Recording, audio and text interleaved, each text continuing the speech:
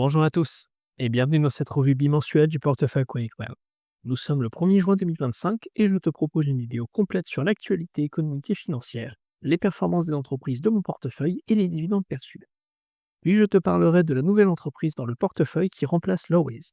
Elle est scandaleusement peu chère par rapport à ses promesses de gains futurs. C'est une occasion que je n'ai pas pu laisser passer. Je te rappelle que le portefeuille a été lancé le 24 septembre 2024. Ce portefeuille vise plus 13% annuel et x11 sur 20 ans.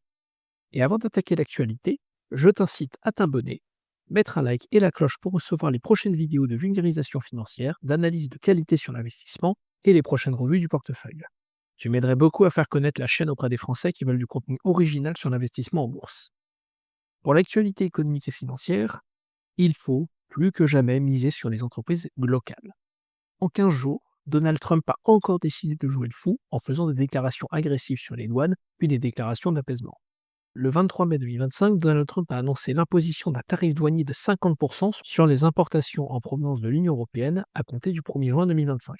2 jours après, Donald Trump accepte de reporter l'entrée en vigueur de ces tarifs au 9 juillet, afin, je cite, de permettre la reprise des négociations commerciales.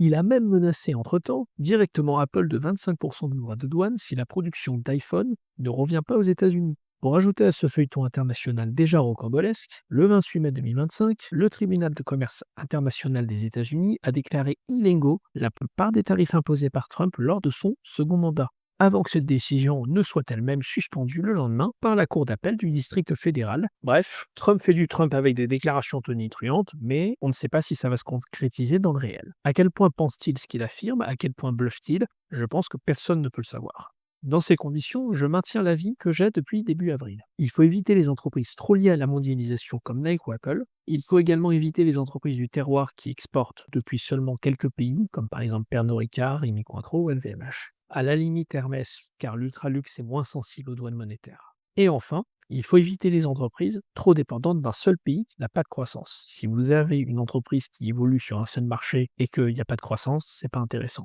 La deuxième information économique importante, c'est la non-dégradation de la dette française par Standard & Poor's. La notation de la dette française est capitale pour que l'État emprunte pas cher. Plus la note est mauvaise, plus on paye cher notre taux d'intérêt. Si on peut se réjouir que la dette française reste à la note de AA-, le fait que S&P 500 ne l'ait pas fait est en réalité quelque chose de très alarmant. Je pense qu'elle n'a pas osé le faire car cela provoquerait une crise majeure sur les marchés obligataires européens. Si la dette française baisse encore, elle passerait donc à la catégorie de simple A et ne pourrait être plus achetable par les fonds d'investissement solides.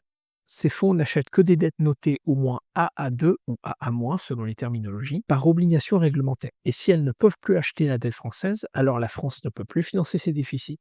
Et les marchés financiers prennent peur que la France soit insolvable car elle ne peut plus faire rouler sa dette. J'interprète la décision de S&P comme la suivante. Non, on ne veut pas être responsable d'une crise obligataire dantesque, mais oui, la dette française est en réalité insoutenable. C'est pour ça qu'ils maintiennent le AA-, avec toutefois une perspective dite négative. Perspective négative, c'est une jolie appellation pour dire que vous allez dégrader la dette de l'État.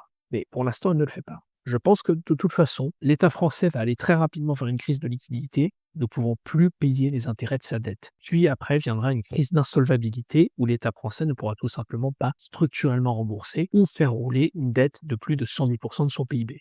C'est mathématiquement impossible. Je pense donc qu'il faut rester en dehors de toutes les entreprises qui dépendent pour tout ou partie de la commande publique. Un business model qui repose sur un État surendetté, c'est pas une bonne idée. Quand vous investissez d'ailleurs dans une entreprise, renseignez-vous toujours sur les clients de cette entreprise. Et les ratios, c'est bien, mais il faut souvent les regarder à qui l'entreprise vend. Ça vous donne des informations de top qualité. Mon portefeuille, lui, contient des entreprises qui vendent en grande majorité aux acteurs privés, entreprises comme consommateurs finaux. Et en parlant du portefeuille, la performance continue de se redresser. On est à seulement moins 0,25% au 1er juin 2025. C'est encore les pertes de change qui affectent le plus la performance du portefeuille. Et si on soustrait l'effet de change du portefeuille, alors je suis en hausse de plus 3%. La principale nouvelle du portefeuille, j'ai sorti Lowe's et j'ai fait rentrer Google. Lowe's me déçoit depuis plus de 2 ans. Ces derniers résultats vont également dans le mauvais sens. Au premier trimestre 2025, elle a publié un bénéfice par action en baisse et surtout des prévisions de marché qui restent extrêmement moroses. En fait, Lowe's est essentiellement centré sur les États-Unis et le Canada.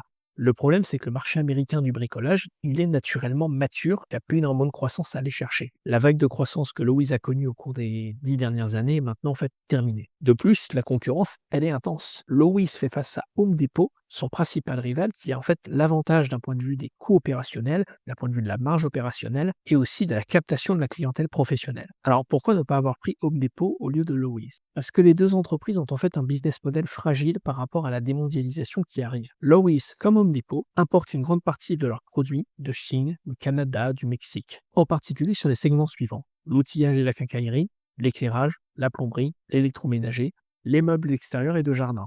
Je cite M. Ellison, PDG de Lowe's, qui a déclaré lors des résultats trimestriels de 2025 que environ 20% de notre volume d'achat est actuellement concentré en Chine. Et d'ajouter, bien que nous nous réjouissions de cette dépendance réduite, nous ne sommes pas satisfaits et nous nous efforçons d'accélérer nos efforts de diversification. Officiellement, 60% des produits finis sont achetés aux États-Unis, sauf que leurs propres fournisseurs américains en fait s'approvisionnent eux-mêmes en Chine ou au Mexique. La vraie part donc de l'approvisionnement qui est exposée aux douanes est plus proche, selon mes calculs, de 45%, ce qui est absolument énorme. C'est une entreprise qui n'est absolument pas résiliente par rapport à une guerre commerciale. Donc, au revoir les entreprises qui ont des business physiques beaucoup trop dépendants des importations, et bonjour à la meilleure entreprise de l'immatériel, j'ai nommé Google. Elle a un excellent business model, très peu challengeable dans les années qui viennent. Premièrement, elle a un core business ultra rentable. Google Search, YouTube et même Display Network génèrent à plus de 80% des revenus qui affichent une croissance de plus 15% chaque année. Elle a une capacité unique à investir également dans le futur. Elle génère chaque année plus de 70 milliards de cash flow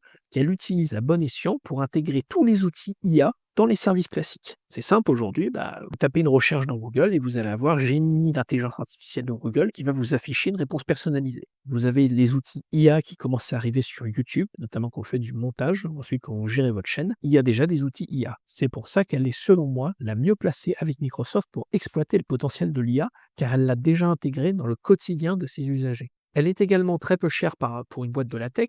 Elle se paye seulement 19 fois les bénéfices actuels. Et c'est encore plus intéressant quand on voit qu'elle a une croissance attendue de plus 15% jusqu'en 2027.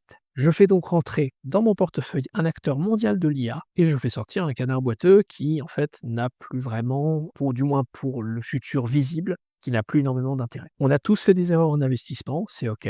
L'important, c'est de s'en rendre compte et de les corriger. Dans ce cas-là, j'ai fait une énorme erreur. J'ai pris Lowe's alors qu'elle n'avait pas le profil d'être une entreprise très résiliente. Je l'ai fait sortir du portefeuille. Voilà. En rentrant maintenant dans le détail du portefeuille, on constate que les entreprises de tête n'ont toujours pas bougé. Ça reste les indispensables aux besoins des collectivités et des personnes comme Waste Management, Republic Services ou Rollins qui font bonne figure. Et c'est également GTT qui trust toujours la première place. Elle a beaucoup monté, elle a pris 5 points de pourcent en 2 semaines, ce qui est énorme. Et en fait, c'est parfaitement compréhensible quand on regarde les résultats qu'elle a publiés au premier trimestre 2025.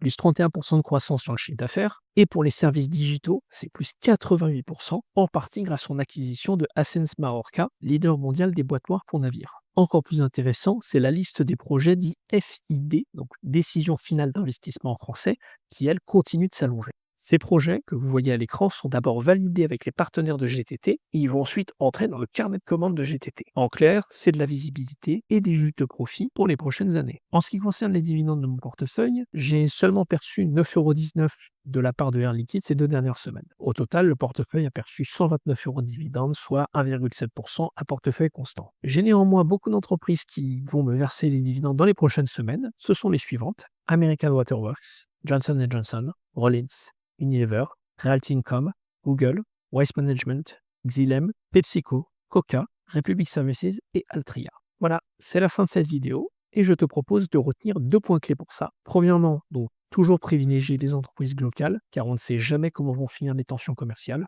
Et deuxièmement, il faut éviter les entreprises liées à la commande publique française car une crise de la dette, pour moi, est actuellement pas très loin. Ça peut arriver dans les prochains mois, comme ça peut arriver dans les prochaines années, mais c'est pour moi suicidaire de se mettre sur une entreprise qui dépend d'une commande d'un État surendetté. Voilà, c'était tout pour cette revue du portefeuille, et je te dis à dans 2 semaines pour la prochaine revue. Si la vidéo t'a plu, aime-la, abonne-toi et mets la cloche pour recevoir la prochaine vidéo. Tu peux aussi suivre la composition de mon portefeuille sur le lien Trading 212 que tu peux retrouver dans la description.